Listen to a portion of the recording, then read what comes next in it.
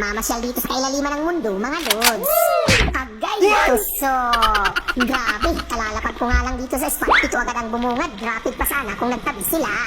Mabuti na lang, itong pinakamalaki ang napitikan ko, mga lods. Paniguradong hindi tayo mabibitin sa sabaw. Tapos, ang linaw na naman ng tubig ngayon dito sa spot, mga lods. Hala, may buntot na nakalabas. Lagot parang sawa dito sa kailaliman ng mundo. Makasibat na, dali, baka habulin ako. Ayun, may butas ang bato sa bandang unahan. Lapitan ko na agad, baka may laman. Ang galing, mga lods, nandito lang pala nagtatago ang pambansang pang-ihaw, surahan. Wow! Agay, tuso! Alam niyo ba, napakasarap nito amoy-amoyin habang nasusunog ang kanyang taba sa ihawan. Kaya naman, ang mahiwagang swat out mula dito sa Sikat TV ay para sa'yo. Idol Lizelle Monton from Trinidad, South America. Tapos, nagpatuloy pa ako sa paglubog dito sa kailaliman ng mundo, mga lods. Ano, nakikita niyo naman, napakaganda naman kasi ng spot ngayong gabi. Ayun, may kulay itim sa unahan, mukhang espesyal na naman ito na pang-ulam. Grabe, lapu-lapo nga, mga lods, hindi ito pang-ulam dahil pang-benta ito. Agay, tuso! Ang galing kasi magtago, labas buong katawan.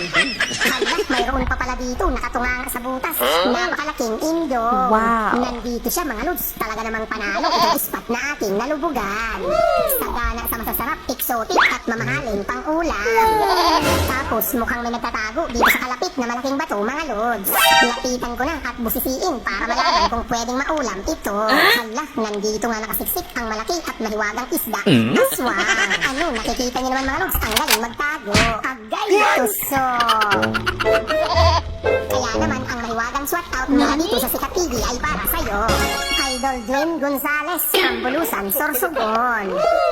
Tapos may kulay orange na starfish, mga lods, mahahaba ang kanyang mga galamay. Naku, may nakatambay din pala dito, napakalapad, ang hari ng mga danggi. Alam niyo ba, tinatawag nga itong the best dito sa isla namin kasi naman the best sa sabaw. Agay, tuso! Ang galing, lumulutang ang taba nito sa tinola, mga lods, kaya naman napakasarap. Hala, may asawa rin pala ito, nakatambay sa taas ng corals. Ayan, nakapag second chamber na agad ako, mga lods. Ready na uli sa pangalawang fiti. Wow. Lapitan ko na, walang kagalaw-galaw ang reyna ng mga danggi. Agay, tuso! Ano, nakikita niyo naman, ito talaga ang jackpot dahil dublado sa isang lubog.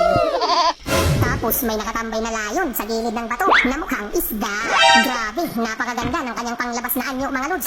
Pero mag-ingat dahil makamandag ito.